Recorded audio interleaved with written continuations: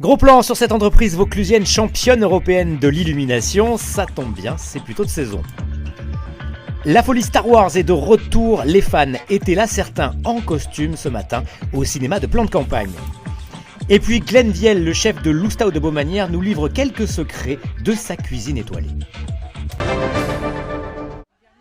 À Apt, la magie de Noël opère tous les jours de l'année. Ici, dans les ateliers, on fabrique des illuminations depuis plus de 45 ans. On se transforme un peu en lutin, donc ça fait plaisir oui, de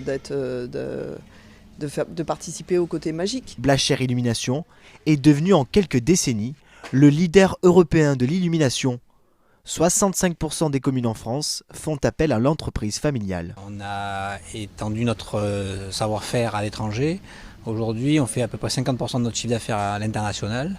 Nous avons 26 filiales à travers le monde. Ça va des Amériques, en Europe, au Moyen-Orient, en Asie.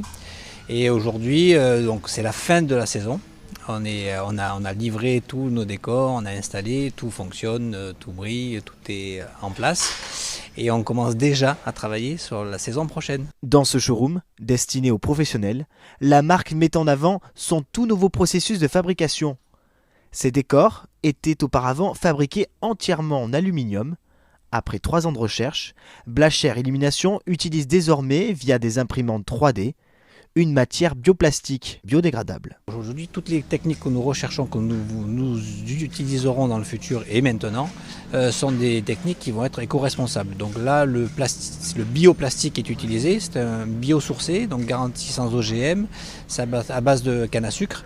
Et grâce à ce procédé, on réduit donc l'utilisation de l'aluminium qui est assez énergivore et assez polluant en termes de production. À quelques jours des fêtes de fin d'année, impossible de manquer dans nos rues les décors de l'entreprise aptésienne.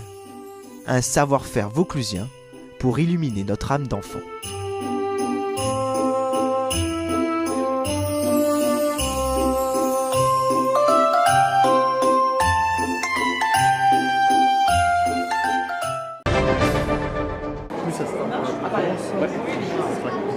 Il était trop bien. C'était sensationnel. Après 42 ans, ce qui devait être au départ une trilogie touche à sa fin. Le 9e et dernier épisode de Star Wars, l'ascension de Skywalker, est en salle depuis ce matin. Ils étaient nombreux pour les premières séances au cinéma Pathé de plan de campagne et les avis sont unanimes. C'était franchement énorme. Moi j'ai vu le premier, je devais avoir 20 ans. Là j'en ai 61. C'est énorme. Un excellent film qui conclut bien la saga. Et du coup, je sais pas si vous l'avez vu, mais il faut que tout le monde aille le voir. Super film, ça recontinue les Star Wars, meilleur que le précédent pour moi. La cinématographie a été géniale et les jeux d'acteurs aussi. Et la musique, n'en parlons pas. Je pense que ça sera pas le dernier. Je pense qu'on va attendre encore une dizaine d'années pour qu'ils en ressortent encore. Mais il se termine bien en tout cas. Il faut évidemment venir le voir. Vous allez vous régaler. Les effets spéciaux sont extraordinaires. Vous allez avoir plein de surprises, plein de fanservice vous allez avoir des apparitions et vous allez avoir les réponses à toutes les questions que vous vous posez depuis l'épisode 7 en fait. Donc oui, il faut totalement aller le voir. Présent pour l'occasion au cinéma, nous avons eu l'exclusivité d'interviewer R2D2 et il est du même avis que tous.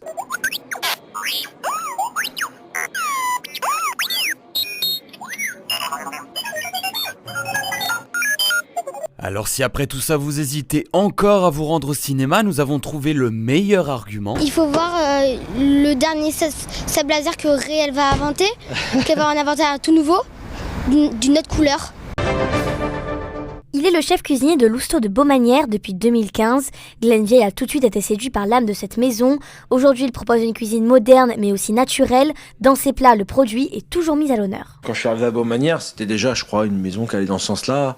C'est-à-dire qu'il y a toujours eu des potagers. Monsieur Charles a créé, je crois, a été un des pionniers à créer le menu végétarien déjà.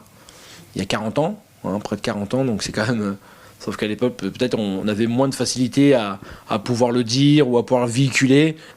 Toujours est-il qu'il y a un menu végétarien à Baumanière depuis longtemps, donc c'est pas le fait d'une mode ou c'est vraiment, je crois, une envie profonde de faire quelque chose de bon et peut-être aussi de différent, de se démarquer. Mais en tout cas, à l'époque, c'était quelque chose pour faire quelque chose de différent qui était pas forcément un objet marketing, c'était de proposer autre chose.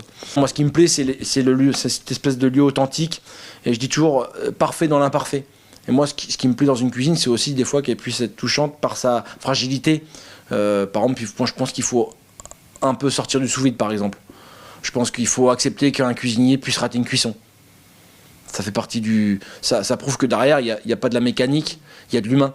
Et moi, je pense que voilà, il faut qu'on... On est parti des fois dans des directions par facilité, et du coup, on a du mal à en sortir. Mais ça enlève de la fragilité et de la beauté, je trouve. Donc voilà, moi, j'essaye d'avoir une cuisine essentielle, sans j'ai envie de dire, sans fond de teint. Voilà, une cuisine honnête, et avec beaucoup de réflexion quand même, mais peu apparente. L'hiver approche, mais le moins que l'on puisse dire est que le temps est doux. Le matin, le ciel est très nuageux, le vent de sud-est est modéré. L'après-midi, quelques rares éclaircies perceront, la pluie pourra cependant tomber par endroits. Le vent devient plus soutenu sur le bord de mer. Côté température, nous serons 4 à 6 degrés au-dessus des normales de saison. Le matin, hormis à Digne et Manosque, où il fera respectivement 2 et 3 degrés, les températures dépasseront les 10. L'après-midi, il fera jusqu'à 19 à Marseille et Ajaccio, 17 à Arles et 18 à Fréjus. Et en ce jeudi 19 décembre, nous souhaitons une bonne fête au urbain.